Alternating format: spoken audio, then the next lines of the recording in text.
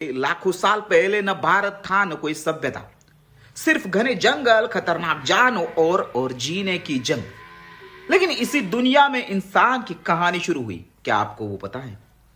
वैज्ञानिकों के अनुसार आधुनिक इंसान यानी होमो सेपियंस का विकास लगभग 3 लाख साल पहले अफ्रीका में हुआ। हजारों सालों में इनमें से कुछ समूह धीरे धीरे दुनिया के अलग अलग हिस्सों में पहुंचे। इन्हीं में से कुछ भारतीय उपमहाद्वीप में भी आए। उस समय न शहर थे न गांव, इंसान प्रकृति के सहारे जीता था।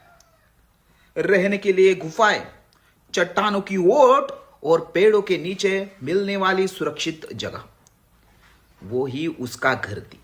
शुरुआत में लोग शरीर पर बहुत कम वस्त्र पहनते थे। बाद में ठंड और धूप से बचने के लिए जानवरों की खाल, पेड़ों की छाल और पत्तों का उपयोग होने लगा।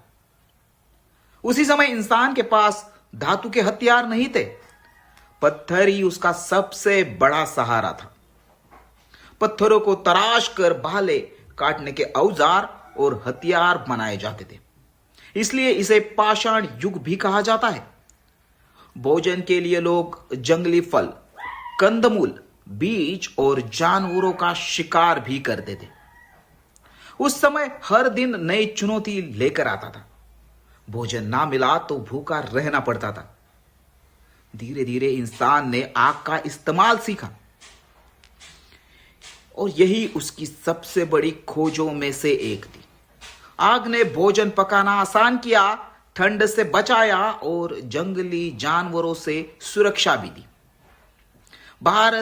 भारत में मध्य प्रदेश के भीमबेटका शैलाश्रयों में प्राचीन मानव जीवन शैली के महत्वपूर्ण प्रमाण मिलते हैं।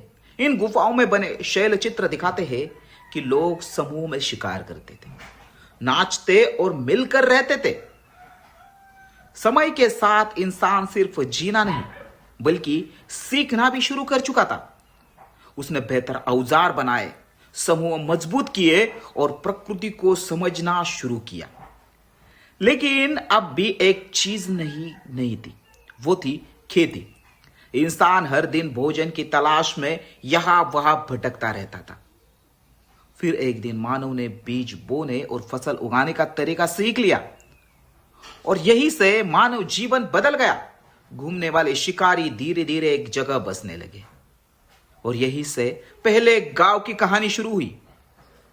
लेकिन भारत का पहला गांव कहां बसा और खेती की शुरुआत कैसे हुई, यही जानेंगे भारत की पहली सभ्यता तक का सफर के अगले अध्याय में। अगर यह अध्याय आपको पसंद आया हो तो वीडियो को लाइक करें, कमेंट करें और ऐसे ही नए वीडियोस देखने के लिए अभी सब्सक्राइब करें और देखिए इसका अगला पार्ट।